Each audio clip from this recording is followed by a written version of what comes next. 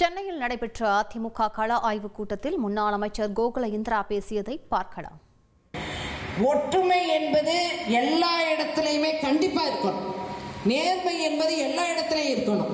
என்னை பார்த்த உடனே நிறைய பேர் கும்பிடுறதுக்கு பயப்படுறது, போட்டோ போடுறது, பேனர்ல போடுறதுல பயப்படுறது, கோகுலேந்திரான்றது போடுறதுல பயப்படுறது, இதை தவிர்க்க வேண்டும். இப்பவும் சொல்றேன், யார் வேணாலும் கேண்டிடேட்டா வரலாம், யாரை வேணாலும் பொதுச் செயலாளர் முடிவு பண்ணலாம், சீட்டு வேணுங்கிறது யார் வேணாலும் பண்ணலாம். நான் யாருடைய மனதும் புண்படும்படியாக இல்லை.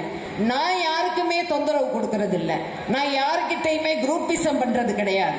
யாருக்கிட்டையும் எதுவுமே சொல்றது கிடையாது. நாங்கள் கேட்பது ஒரு அடிப்படை மரியாதை. அடிப்படையில் எங்களுக்கு இந்த தொகுதியில நாய் மாதிரி சுத்திக்கிட்டு வரக்கூடிய ஒரு நிலையில கட்சிக்கு கட்டுப்பட்டவர்கள் எங்களை பார்த்தால், எங்களிடம் பேசினால், எங்கள் பெயர் நோட்டீஸிலே போட்டால் பதவி போய்விடும் என்று நிறைய பேர் சொல்லக்கூடிய நிலைகள் மாறி, நீங்க நல்ல பல்லாண்டு பல்வேறு ஆண்டுகள் வாழ்ந்து இன்னும் இந்த பதவியில் இருந்து சிறப்பாக இருக்க வேண்டும்.